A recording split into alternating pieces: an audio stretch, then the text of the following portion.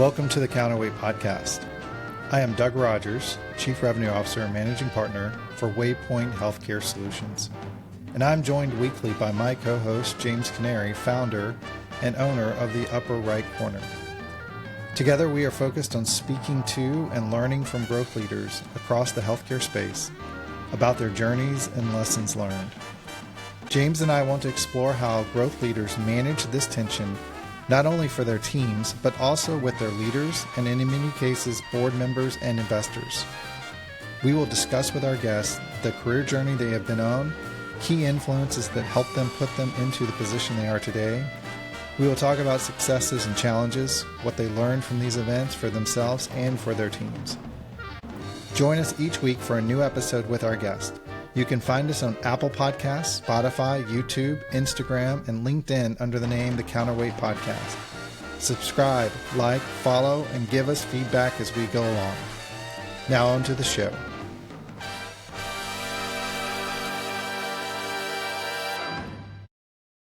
Welcome to The Counterweight.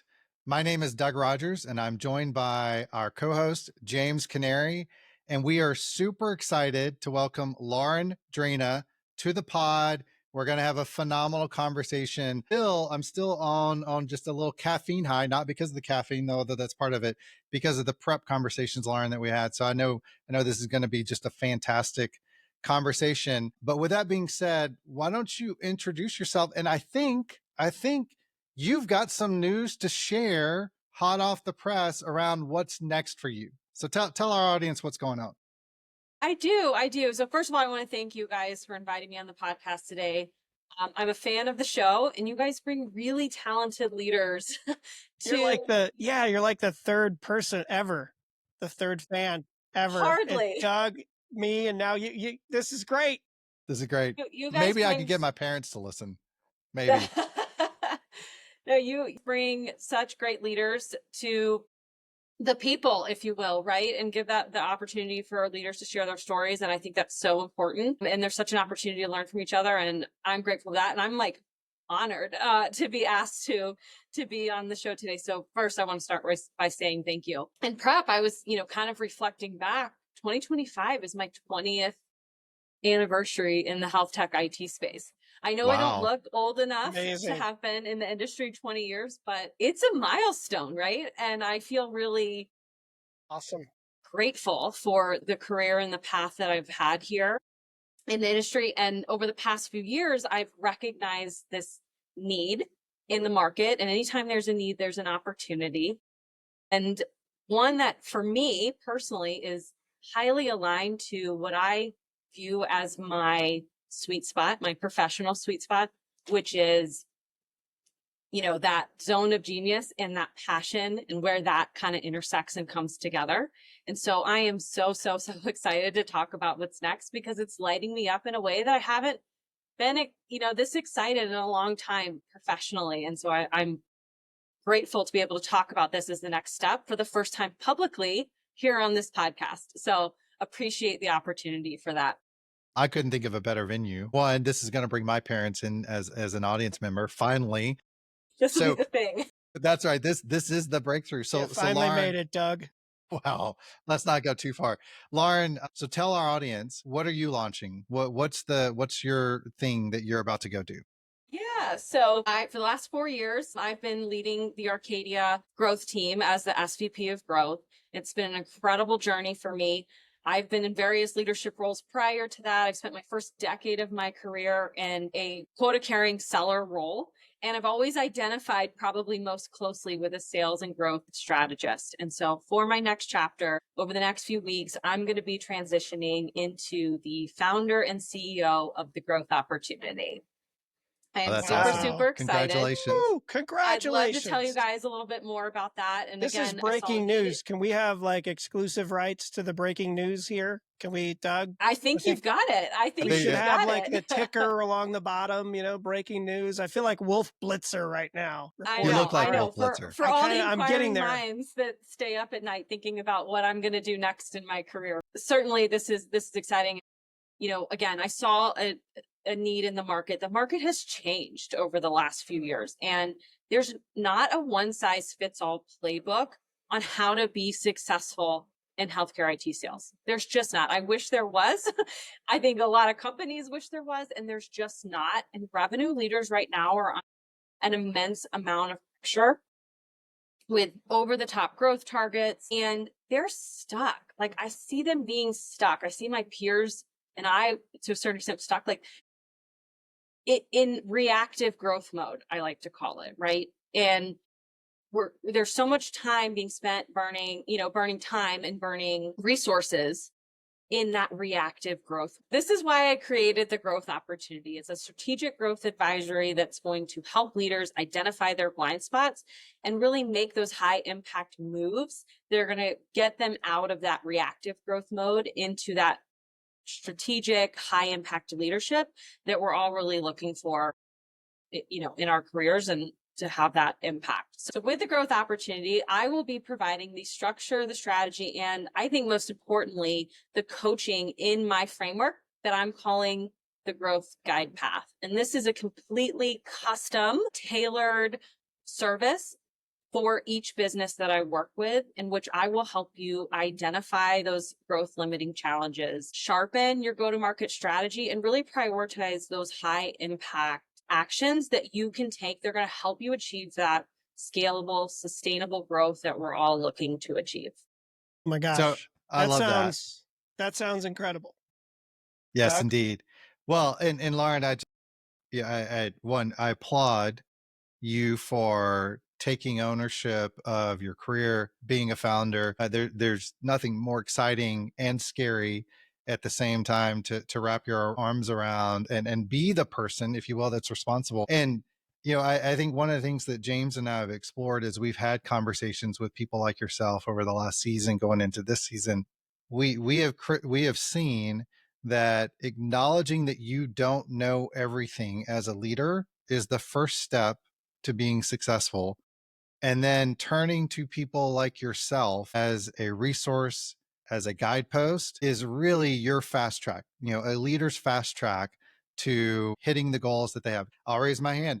I wish I would have found someone like you 5 years ago. I probably would be in a different 10 position. years ago. 10, yeah. 15 years ago. Maybe I would have started the pod 10 years ago. Who knows? I remember I was getting some coaching as a part of a private equity backed company a couple stops ago. I got coaching from an executive coach, and I just remember like we were all sitting around, the C-suite team was sitting around. I said, man, I would have killed for this 15 years ago. And the CFO turned to me and said, yes, but you'd still be in jail. It's a really good point. That's why you're the CFO. What you are talking about, Lauren, is huge.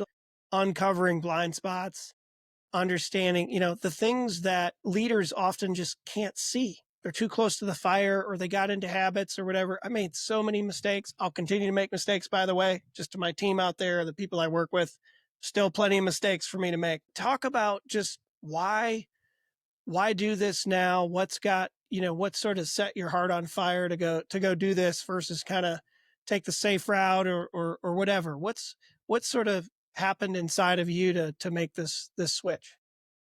I think a lot of it had to do with this milestone of hitting this like 10th year in my career where, you just really start to reflect on how did I get here? And, and all the really great, wonderful things. And then you start thinking about what's next, and I feel very satisfied with the impact that I've had at Arcadia and my, successes there. That, it was a little bit of that itch of like, okay, I think I'm ready to do something else. And then this like deep seated dream to always do something on my own and to have, the control over kind of my own destiny, but something that I was terrified to do and probably wanted to do for years, have wanted to do for years, and never pulled the trigger because I've never not had the security of a corporate job. And that feels scary, to me.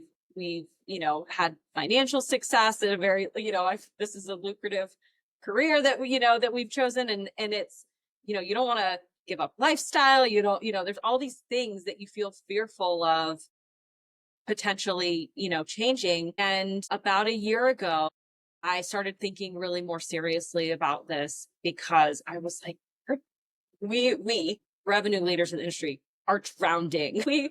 Everybody I talk to is struggling so much. And Doug, exactly your point, like nobody can do this alone. Like the job has become so big and so the stakes are higher than ever.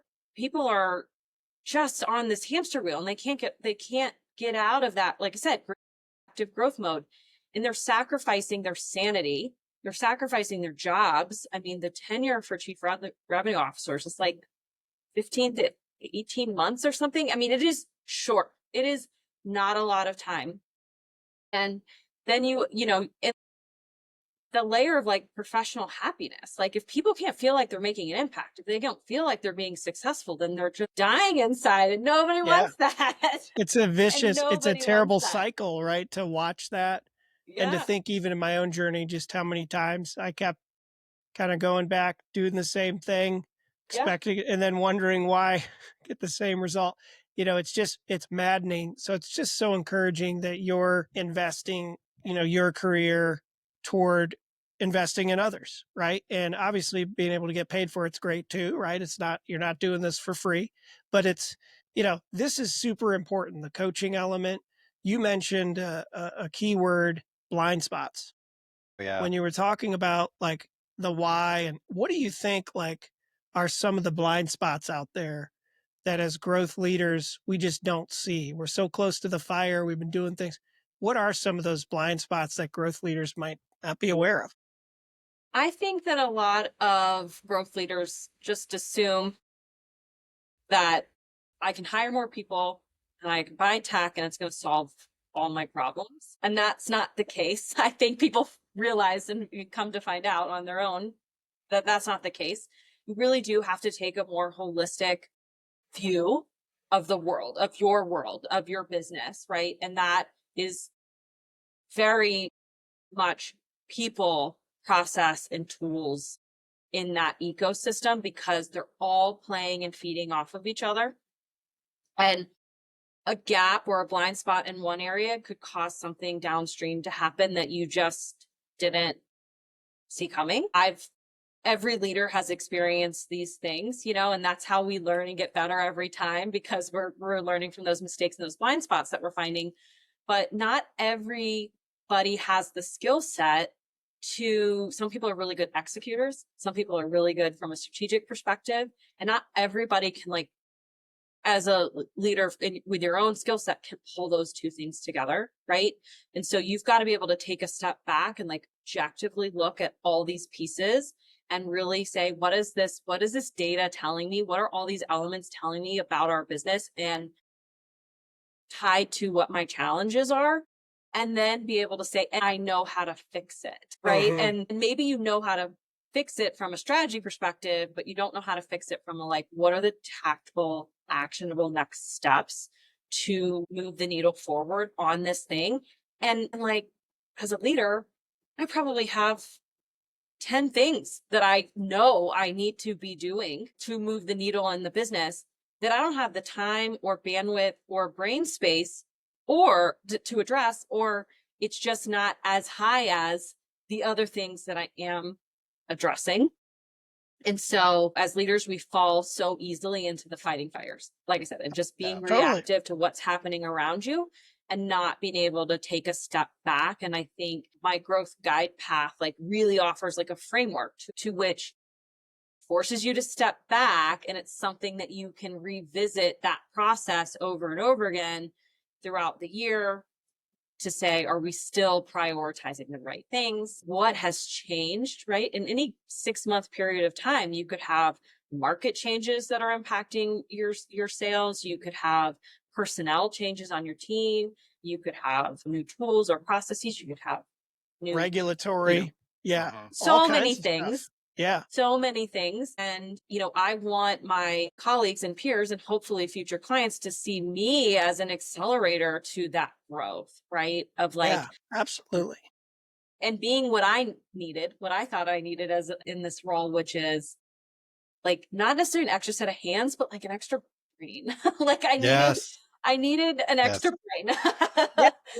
Someone that can see things Yeah, an extra, like, two heads are better than one, Yeah. right? Just seeing, you'll see things that others can't, right? And Yes. that's part of it, is just through your framework, is also just asking questions, asking the right questions, or holding up the mirror at the right time for that leader to become aware. Because it sounds like a lot of it is just, the first step is awareness of the blind spot. So do we even see it? Do we know what it is? And then the strategy to address it, and then the tactics and the prioritization. So people might need help with one of those or all three of those. And it sounds like with your experience and approach and framework, you can jump right into that and provide Yeah. value. I mean, coaches, right? You think about it, the best golfers on the planet have swing coaches, putting coaches, specific parts of their game.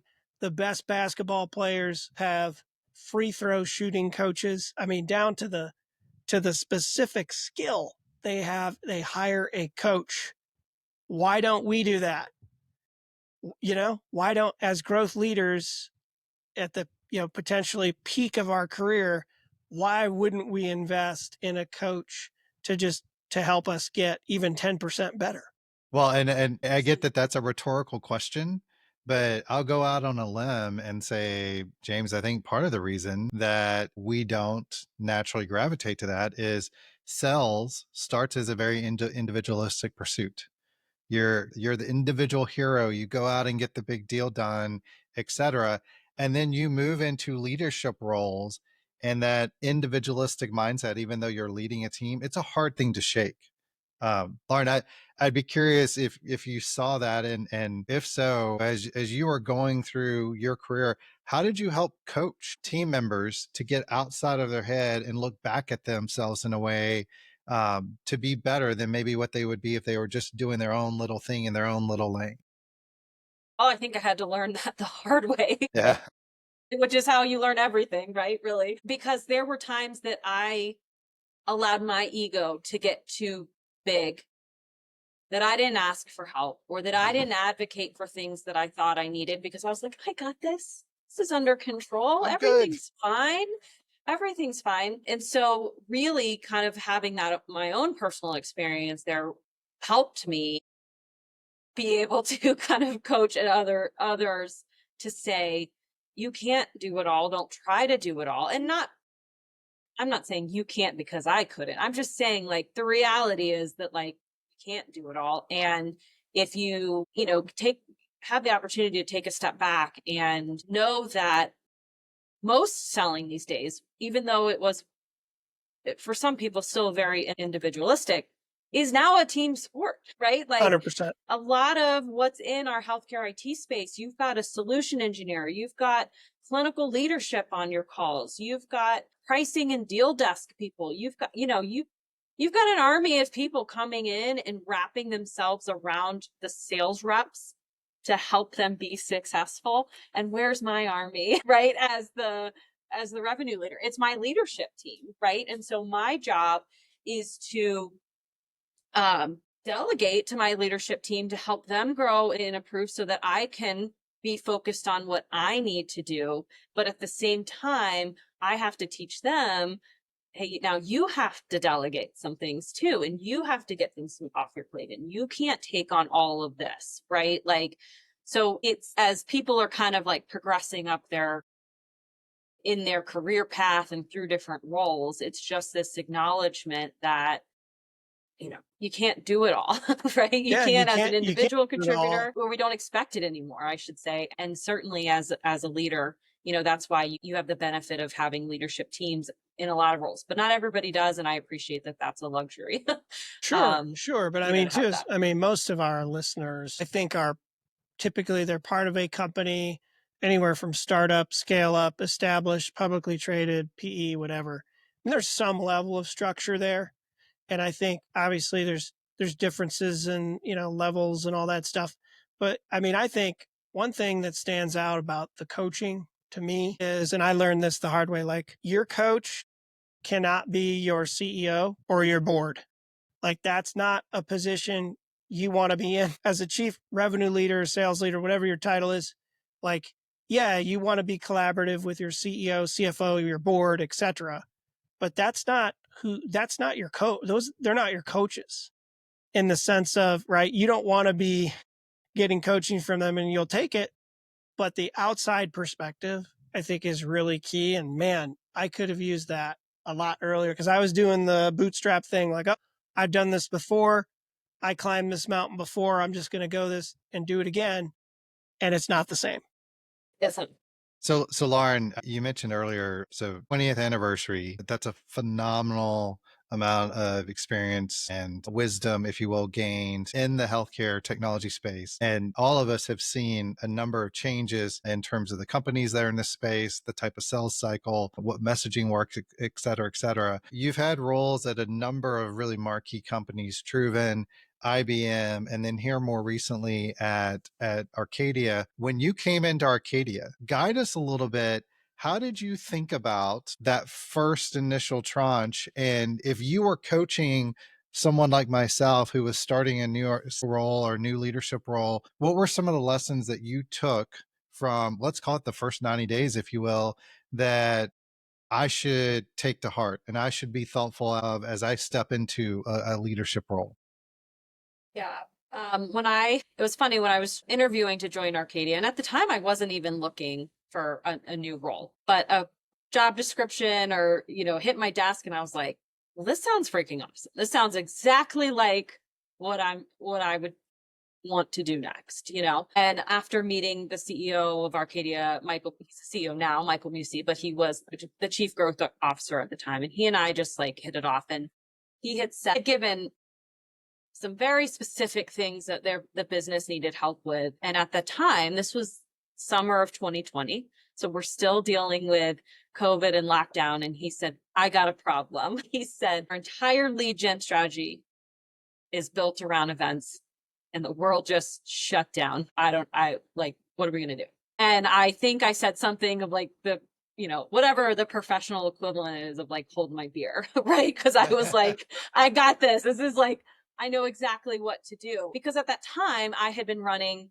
business development at IBM Watson Health across all of their different business units. So, that was their payer space, the provider, the oncology, government, I'm missing one, life sciences.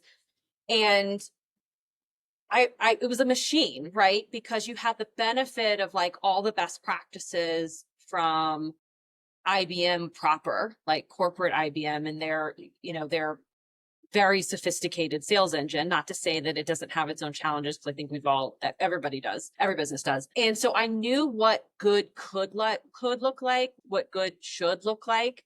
And there was like nothing, Arcadia had the most basic of basic things at that time. They had 2 BDRs that reported to marketing. They didn't have any tech stack, and their entire strategy was events. So in my first 90 days, I had a very hyper-focused mission because I had the benefit of someone telling me like, this is a critical problem in our business, not like a nice to have, but this is like a critical problem in our business that if we don't fix, we're going to be in trouble. And so I went heads down on addressing that issue, which I can share more about if that's interesting. But to tie that back into, okay, well, if you don't have the hiring manager or the leader or CEO or somebody telling you this is a mission critical issue in our business, how do you start to look at what's happening and make an impact? Because I think, and some people listening may not agree, I think new leaders have 90 days to like show that you've got your shit together and you're going to make an impact, or you don't. I agree. Or you won't. And oftentimes they don't tell you that. No, I mean, if I only have a runway of 15 to 18 months at best, right, to like be hitting my numbers, you have to have smaller wins before that, right? And there's 100%. Lots of ways to get those smaller wins, but yeah, it has to be fast, because otherwise you lose the credibility of your team. You lose the 100%. Credibility to the CEO or the board, who, CEO might have stuck their neck out to hire you and say, hey, this person, right? And then if you're 6 months, 9 months in and you still don't have something like tangible to say, like, I did this for you, you probably should start looking for another job. I mean, it's like, because nobody has time to mess around anymore. Like the stakes are just too high. So I would start with that, really taking a holistic approach. I'd really evaluate the team if there is one. What are their skill sets? What gaps exist in that skill set? Like I would look at the data coming out of the CRM and really spend a lot of time like digging into what story is the data telling about this business and where they might have gaps. So, they have enough leads coming in and have coverage on their pipeline. Are the leads flowing through the pipeline at a velocity that you would expect that meets benchmarks for, our industry? If not, that could indicate a whole bunch of problems, which is, you've got a demo issue, you've got a messaging issue. It could demonstrate that you don't have the right skill set to close and progress deals forward, meaning a people problem. So there's lots of like little things. There's so many insights that you can get from the data. Sometimes And you got to do that pretty and quickly. There is no data. Yeah. Sometimes there is no data, but you got to figure out a way to get some objective data to look at, right? So I had one company that had a CRM, but they weren't using it, right? So then it was like, oh boy, we got to figure this out. But I mean, you get to your earlier point, you got to do it with urgency. So talk through, like, I think our listeners would love to hear kind of, as much as you're able to share, kind of what did you do when you found out, okay, we're single threaded kind of in our approach with events, which I think a lot of companies fall into that. What did you do to kind of assess that and then determine how to diversify that approach, if you can share?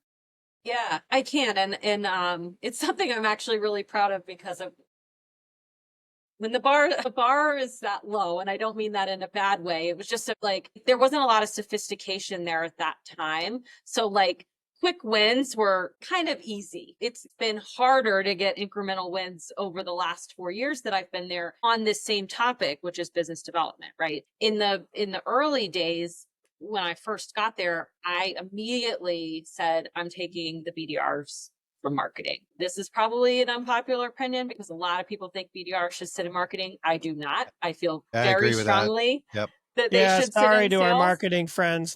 We'll have another podcast on that where we can unpack. Yeah, I feel very strongly that they should sit in sales. There is a way for them to do both, handle inbound marketing and do outbound prospecting, but they only had 2 people to work with, and I said, I'm taking this over. I immediately brought in tech stack. Like they needed SalesLoft, like they needed a way or a tool like, Outreach or whatever, but we brought in SalesLoft. They needed a tool that could allow them to reach more people than like one person would be possible of reaching, right? They needed some ability to have automation. They need some ability to scale their outreach.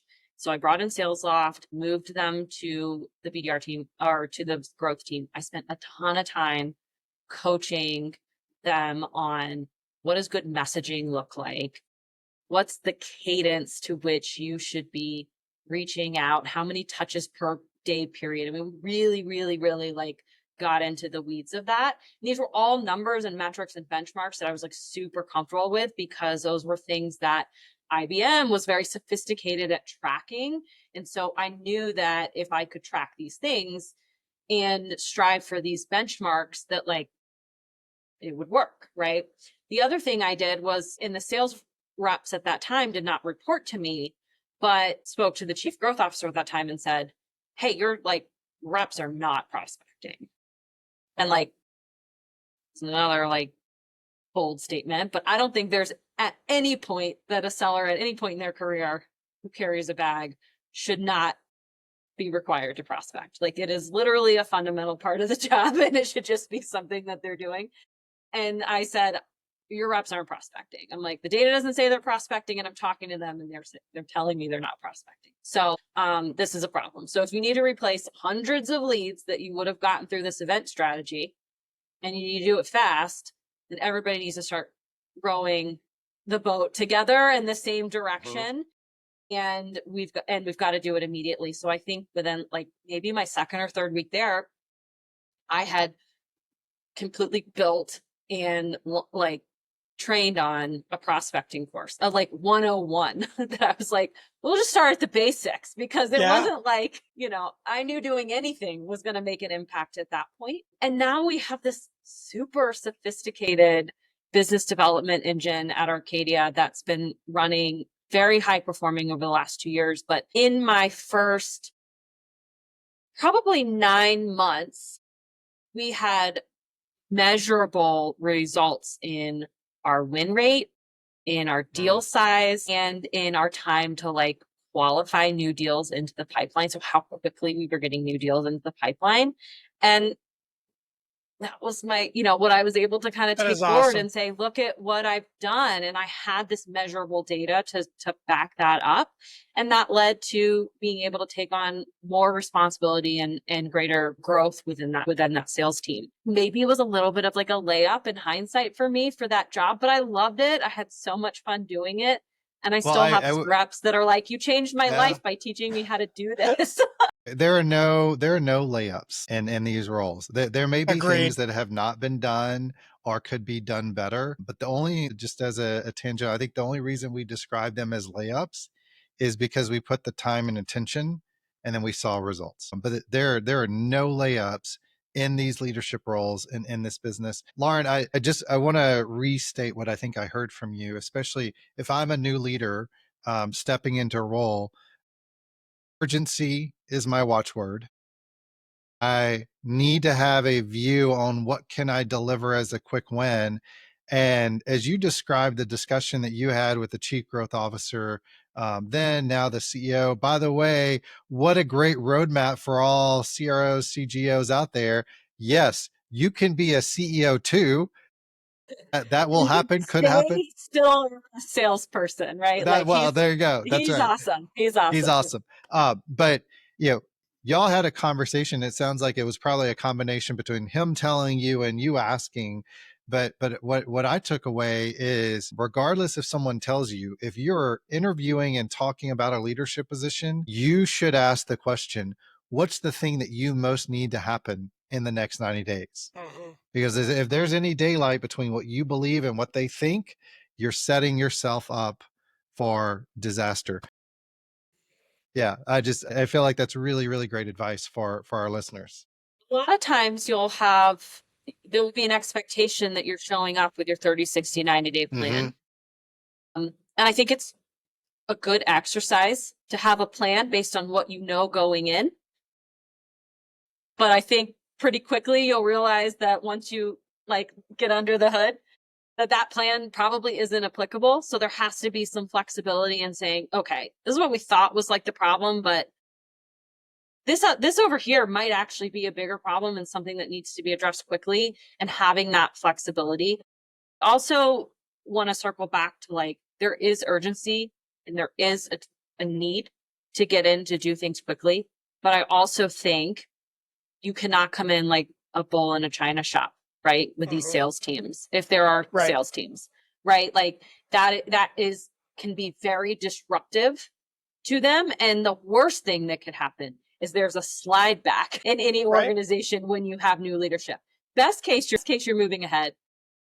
Acceptable status quo. Worst case, things start sliding backwards because a new leader comes in and thinks they've got everything figured out before they've done a proper assessment and had the right conversations. And so the urgency is figuring those out quickly. What are those things that you need to address quickly? That's probably the most urgent. And then, getting those plans in place to move those forward as quickly as possible. Because Doug, we talked a little bit in prep, if you have a sales cycle that's 12 or 15 months, you can't wait 90 days to make a change on something, because if sales teams, depending on the size of your organization, you're having to work from 5 to 20 meetings a week over a 90-day period. I'm not good at math, but that's a lot of missed opportunities. If you're, I mean? If you're oh, that'll wait. It can't. Yeah. So talk about, but obviously we're talking about people here, right? As as the growth leader, you assess what's needed. You come up with your plan. You're making changes. It's kind of like you're building the airplane as it's flying, the tired metaphor there. But how do people move at the speed of trust, right? is you have to build relationships. You have to earn the right. And by the way, just getting hired into that role doesn't guarantee that they think you've earned that right, especially if there's people who've been there a while or they didn't get the job that you got, by the way. Watch for that one. That got me a couple of times after I got to a stop. I got there and I learned that at least one of the people reporting to me didn't get the job that I got. So just talk about that. How do you build trust to be able to make those changes? And then as a second part of that is when you're coaching and you're trying to get the changes implemented, for example, like with the BDR program, I mean, is it hands-on kind of coaching at the elbow? Is it having them come up with the ideas and bounce back to you so they own it more? What's that look like? But just kind of talk about how you build trust. Yeah, I think you'll build trust by adding value, right, to them in some way. And so, to me, it is critically important that you're building relationships, like personal and professional relationships with the people on your team, and not just your high performers, like everybody. And so one of the things in the first 90 days is I would attempt to have depending on the size of the team, a one-on-one with every single person on that team to understand like how they feel about their role and like how are they contributing to the team? What do they need from you? What do they see as like bottlenecks to their success in the role that they're in, and really like seeking to be curious to understand like that, like, I'm here to make you successful, right? Like I'm here to make the business successful, but the business cannot be successful unless my people are successful, right? And if you, as a revenue leader, you need these people to go to battle for you, full stop. Like they are going to have to sometimes work nights and weekends. They are going to have to, like cry over pricing spreadsheets and whatever else, like things that they're just things that they're going to be so hard along their path. And if they don't feel like their leader is invested in how to make them better, how to make their jobs easier, that this leader cares about me as a person, you're not going to establish that trust that's going to get them to go to battle for you, right? Yeah. Because that's, I can't go do this job for them. In some circumstances you do, right? When you see that like something needs to be done, sometimes you just take it over and do it. But like, you don't want to get to that point, right? You want to be able to coach people to get there on their own and just provide that leadership. And I like the kind of grow framework of coaching framework. And there's lots of others, but it's like, sometimes in these conversations where we need to solve a problem, it's like, what's your goal? What's the reality? What are your options and what are your ways forward? And I think this translates a lot to the growth opportunity and what I'm doing next, from the sense of, sure, this could be a done for you service. I could come in and do it for you. I could come in and tell you where your gaps are, and I could come in and tell you how to fix it, and I could leave. But that's not going to help you, like in the long run. Like holding your hand, doing this with you is what's going to build that muscle for you. You have to be accountable to the plan that's going forward. And if it's not your plan, you won't be accountable to it. Right. And then the coaching to say, here, let me help you work through these things. Right. Yeah. And because I've done it before. So I love giving advice. I love coaching. I love helping. But my first attempt will be, how can they get there on their own? And if they're stuck, then why would I not share my perspective? I would encourage for our audience. So one, I'd probably rewind and listen to that segment again. But two, if you're an individual who is either in a leadership position or you're about to go into a leadership position, yes, look, there's 1,001 things that is going to be on your plate that you need to go do, both up, down, and sideways. Be deliberate. This is what I heard you say, Lauren. Be deliberate about carving out time to spend with people in your org. And I would even go so far as bring the entire org together. Tell them you're going to spend time with them. Tell them this is why you're going to spend time with them, and be very clear. I can't get to every single person today. There's going to be a sequence, but I want to hear from you. I'm going to engage you. I have my own thoughts, but I need to see your feedback. I need to get your pulse check. Now, conversely, for those of you who are in an individual contributor role, I just, this was my own little bias. When I stepped into a leadership role, the people that were fastest on my radar are the ones who actually reached out to me first before I could get to them. The person, the guy or the gal who said, "Hey, Doug, I want to share my perspective. I get you're busy. I'm going to take ownership of scheduling the time with you. I'm going to come prepared, and I'm going to tell you where I think we can improve. I'm not gossiping.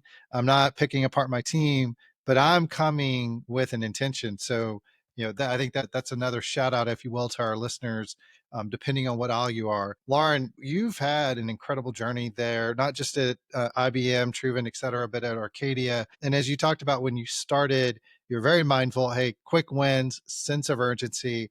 Clearly, you were able to build on that. You moved into bigger roles, took on more responsibility. But we talked about blind spots earlier. And I know sometimes one of my blind spots has been when and how best to evaluate my team members and when should they stay and when they should go. Would you mind talking about how you've thought through that process and lessons that you may have learned over, we'll just think about the last 5 years, if you will, of your time at Arcadia and trying to navigate that as a leader?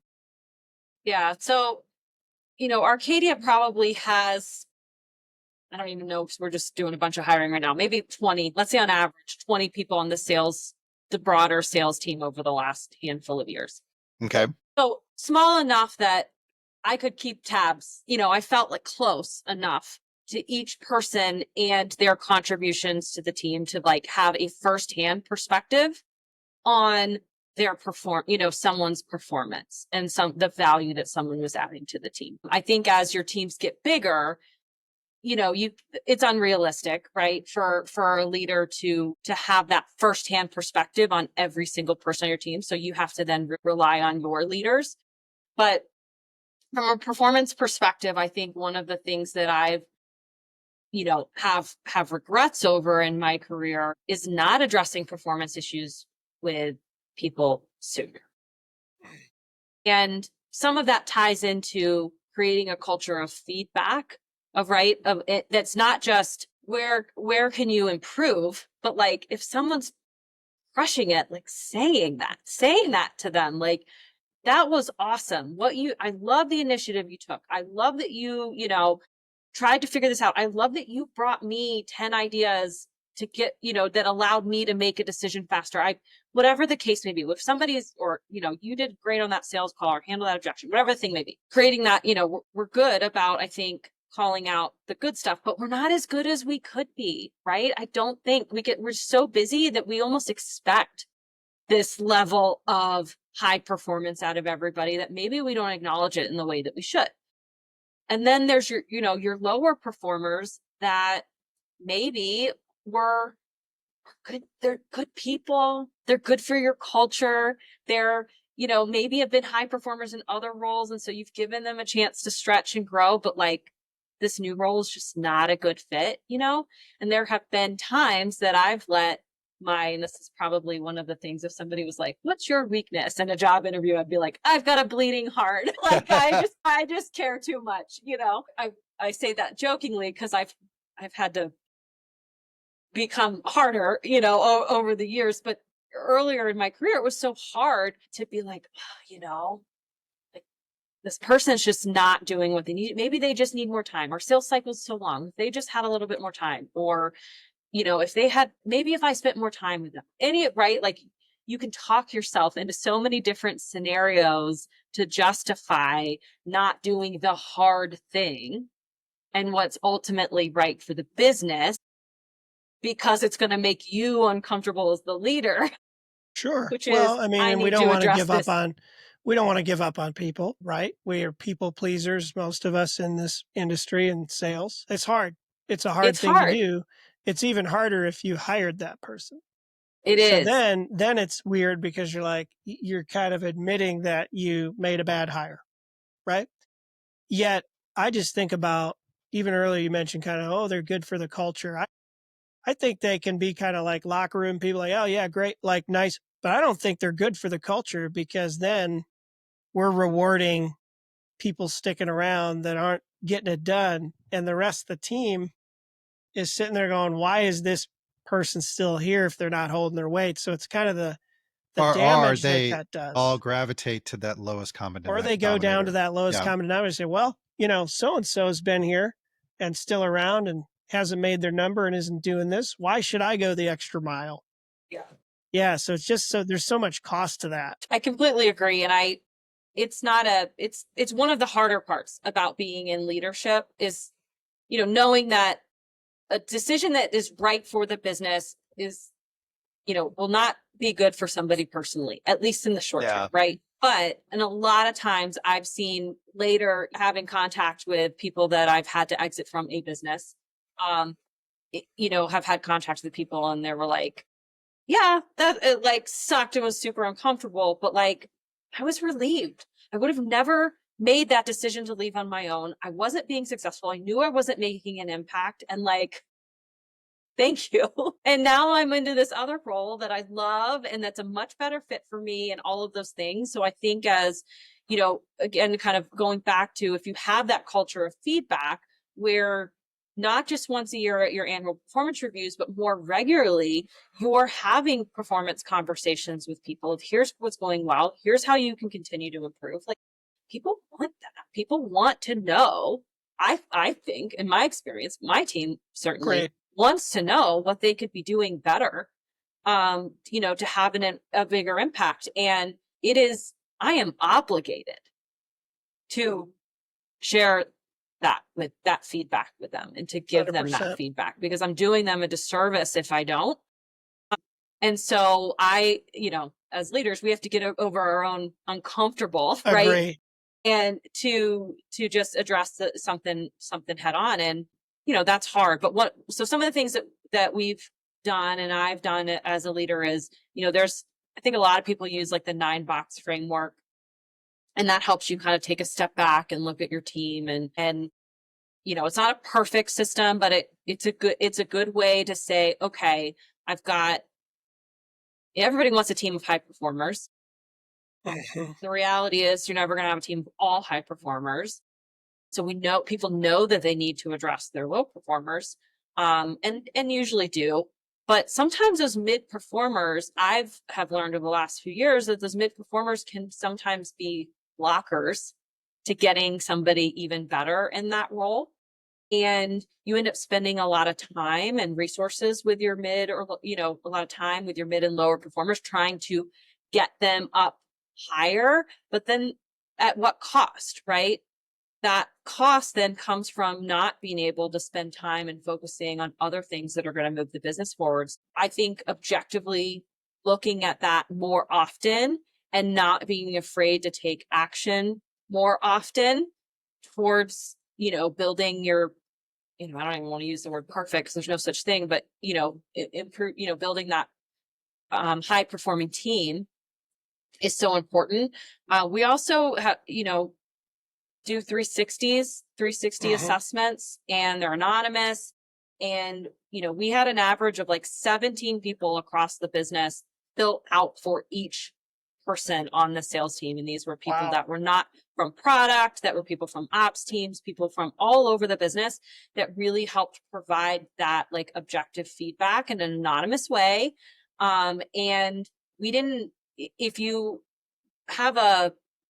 organization's big enough where you have an HR team that can do this with you, then I would say lean on your HR professional to administer and provide the results of 360s if you're going to do them. If not, you can hire a consultant or a advisor. We use Dina Benner. She's with Inflection Point Consulting. I don't know if you guys know Dina, but she's amazing. She was my first executive coach that I ever had a decade ago. And the person who made me feel like this is the coolest job ever. I want to do this one day. Right on. Here I am. But she came in and was able to help us administer the 360 process so that we made sure it was anonymous in the right ways and that only the seller was seeing or the salesperson, whoever the recipient was the only person that was seeing their results. And I did this with them because I was like, I'm not going to make you guys do this the uncomfortable 360 process. If I'm not willing to look in the mirror, way to step up. Absolutely. Right. And so, and I did that, and also, got my peers, right, in the senior leadership team and others to provide me feedback. And it's a gift. It's a valuable gift, because 100%. you a lot of times will get validation on the things that you're probably pretty sure you're doing right. And in other ways, you're going to get that you'll get some feedback that you're like, oh shit. Yeah. You might I didn't know I was coming across like that. Yeah. You might uncover a blind spot. Right. Exactly. That's right. Yeah. That's the beauty of it. I say to people, what's worse, having some fear about the unknown that might come from something like that, right? Is thinking about that fear. What's worse, that fear or not knowing? Because if we just carry on with what we're doing, we may never know that some of the things we're doing are actually undermining our own influence. And that is such a humbling thing as a leader. But the earlier you were discussing just kind of being really clear with the team, and it reminded me, I have to think you either follow or have read Brene Brown. So Brene Brown, clear is kind, unclear is unkind. And I think that really resonated with me about just the importance of being clear with each person on where they are, and not just once a year that we're having that conversation. And then managing accordingly to it, right? Even if it involves a hard conversation or a hard decision.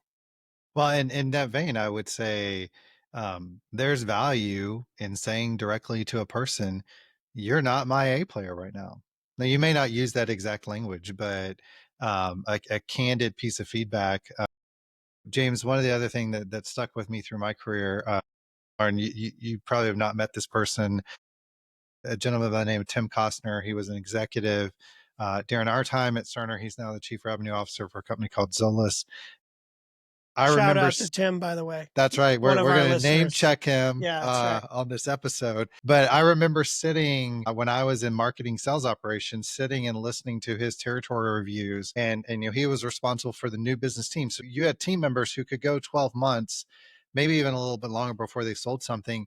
And his adage was, if you don't have a number on the board, you better have all the paperwork in order. And to your point, there were all these quadrants of how many times did you touch a client? What were the individuals that you touched? Had you done a demo? Right there, there were these metrics of activity. Yeah, leading indicators, right? That's right. If your number's not there, your pipeline needs to be there. If your pipeline's not there, your leading indicators need to show something. Nonetheless, so Lauren, I want to turn to those. So go ahead. You please. I was going to say, I think there's something too, that's why so many leaders, it was definitely the old school way of doing it too, which is like stack ranking and having leaderboards and like showing where people are. And like some ways it's motivating, but I think in some ways it's demotivating. I try to relay feedback. First of all, is this an okay time for me to give you feedback? Because sometimes it's not an okay time for somebody to hear or receive feedback. And, in most circumstances, it can wait if you've got something that you say. So one, I ask if it's okay. And then, I heard someone else use this and I've adopted the concept a little bit, which is I'm going to give you some feedback because my expectations are high, but I know you can meet them. Right. And so it's acknowledging of like, hey, there's a high bar here. I'm telling you this because I know you can meet it. Yeah, I love that. Let's talk about it. So we call it some language that I learned from the giant leadership training stuff that I've gotten certified as calling up instead of calling out. Calling out puts somebody on the defense, can be embarrassing to them, whatever. Calling up is saying like, I see the potential in you. Right. We've all had people that have done that for us in our leadership journey. Say, I see this opportunity. I see Lauren, Doug, that you can do this. I'm going to call you up to that level. That's great. That's a really cool up. And I'd also like to say, Doug Rogers, coffee is for closers. Put that coffee down. No, I'm closing. We're closing. We're going to do a whole series on movie bad sales. movie To be clip. fair, as we were talking, I noticed that I started laughing so hard, my face turned the same color as my shirt. So, kudos to that self-awareness. Lauren, on the journey that you had at Arcadia, we talked a little bit about earlier, but before we joined the session, that you certainly have had the chance to move up, grow your responsibility, et cetera. But there was one thing that stuck with me, and I'd love for you to just touch on this a little bit. You gave me some feedback that when you got elevated into the senior role that you're in now, you were taking a big job. You had been doing that job to some degree, but I believe the words you used, I wish I would have advocated to backfill myself, that I would have brought on more resources. Just tell our audience, what do you mean by that?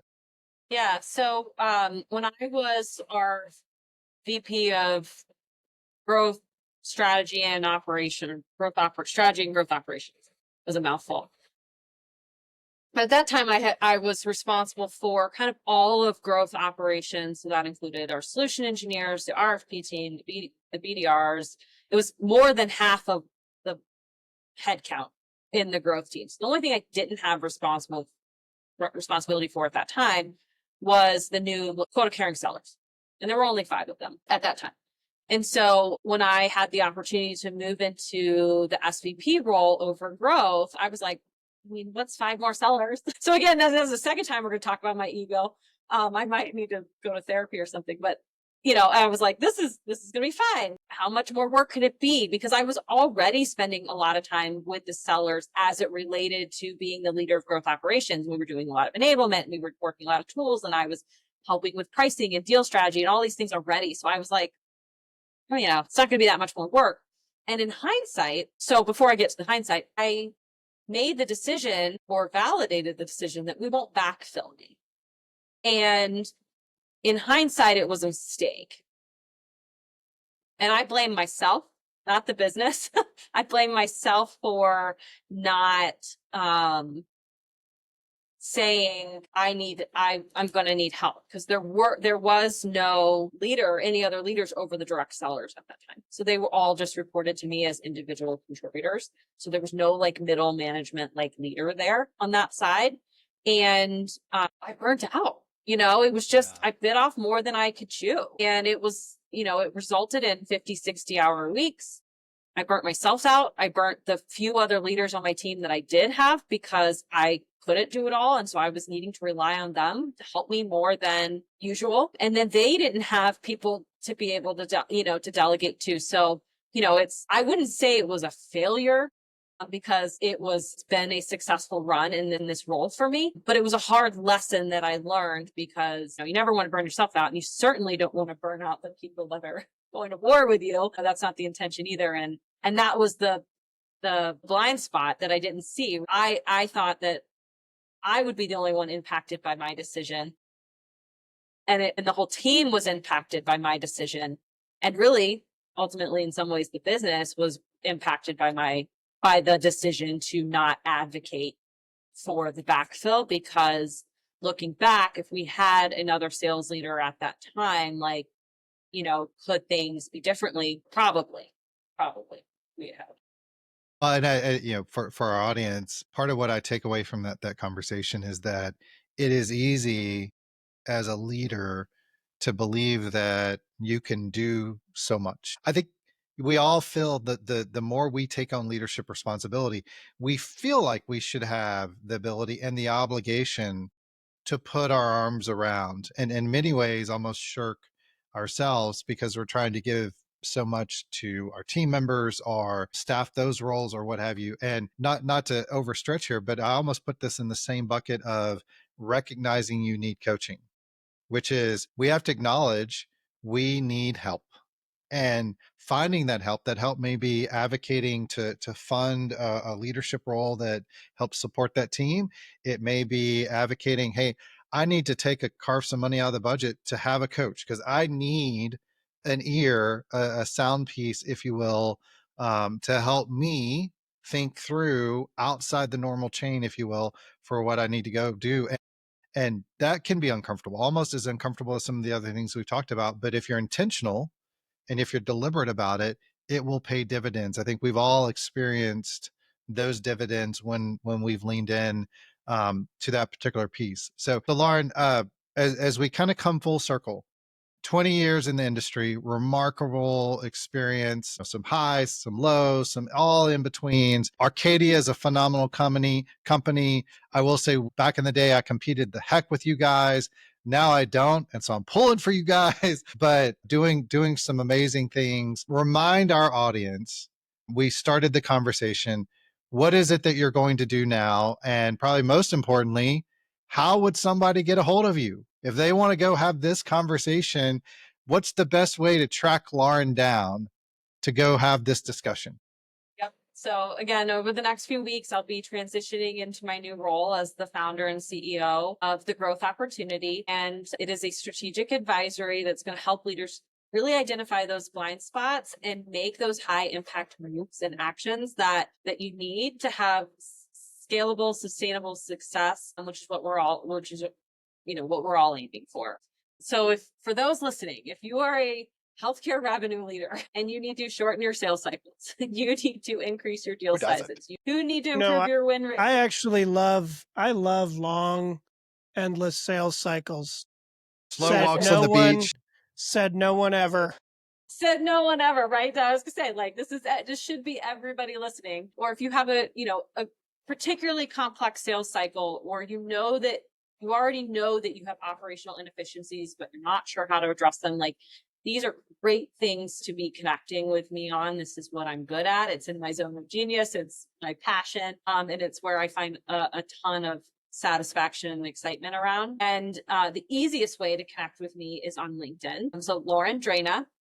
And I'll be regularly sharing on that platform just healthcare sales insights, go-to-market strategy, leadership conversations. So welcome you guys to, connect with me there and join the conversation. And for a limited time, I'm going to be offering complimentary strategy sessions. Yeah.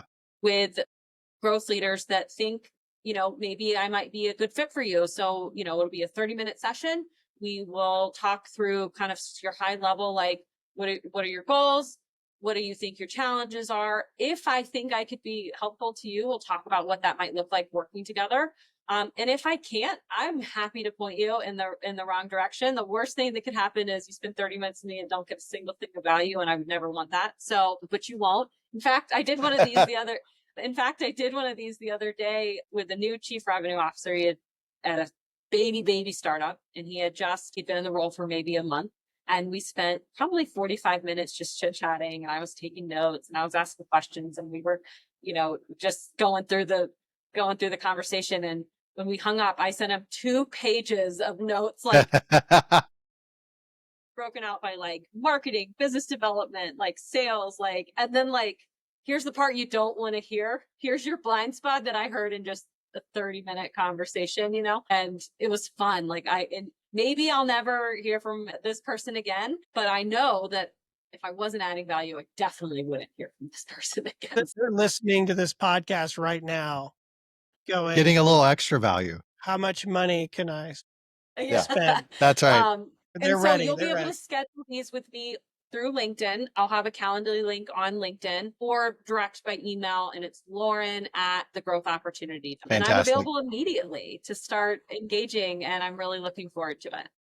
Well, we're super excited. So as we bring this to a close, I think we have a surprise question. And, you've been to HIMSS more than a couple of times. Just what's your highlight, best HIMSS thing ever that you can remember or that you can share that's PG? That's PG. I don't know. Maybe I'm way too boring for this crowd. It sounds like, I don't know.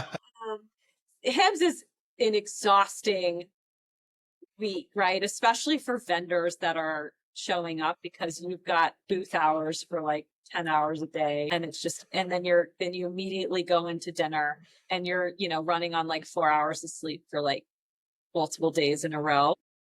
I think for me, my most memorable HIMSS was this last one, because I knew this would be my last HIMSS with my Arcadia team. And I so enjoyed the opportunity to give people a big hug for the last time. I hope not ever, but for the, foreseeable future. And to really thank people for all the love and support and encouragement that they've shown me in making this transition out of the business. And I only like shed a tear once or twice during the week. Understandable. At hymns. Understandable. So this will go down as my favorite hymns, even though I came home and slept for 3 days like I was back in college, but because I was just drained. Worn out. Yeah, I can certainly appreciate there's something bittersweet about knowing that you're going to be stepping away from your team. Just as an aside, one of my most favorite hymns or memories is I got to see Judy Faulkner put a pie to Jonathan Bush's face. That was a phenomenal. That would have been good to see. To be fair, Jonathan Bush was supposed to pie Judy Faulkner, and she turned the tables on him. But it was still pretty remarkable.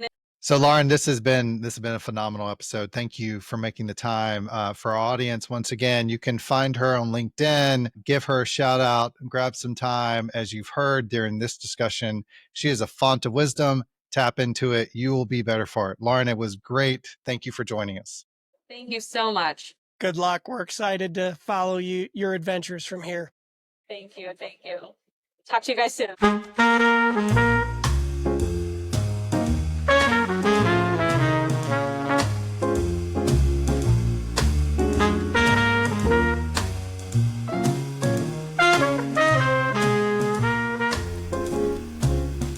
Thank you for listening. We are excited to bring new episodes out each week. We are incredibly grateful to our guests and our listeners. Let us know what you think by commenting on the episodes. We are proudly sponsored by the Upper Right Corner, which provides advice on strategic growth, including growth assessments and strategy, go-to-network planning, sales leadership and team coaching, and fractional leadership roles. For more, visit theupperrightcorner.com. Waypoint Healthcare Solutions is also proud to sponsor the Counterweight podcast. Waypoint HCS is a focused consulting organization helping health systems, providers, and organizations to develop and implement patient engagement strategies. Waypoint HCS provides strategic consulting and patient engagement technology guidance and selection. Waypoint also helps support implementation and ongoing program management. For more, visit Waypoint HCS's LinkedIn page or waypointhcs.com. Thank you to our guests and our listeners. As always, you can find us on Apple Podcasts, Spotify, YouTube, Instagram, and LinkedIn. Subscribe, like, and follow, and we look forward to joining you again next Wednesday for another episode of The Counterweight.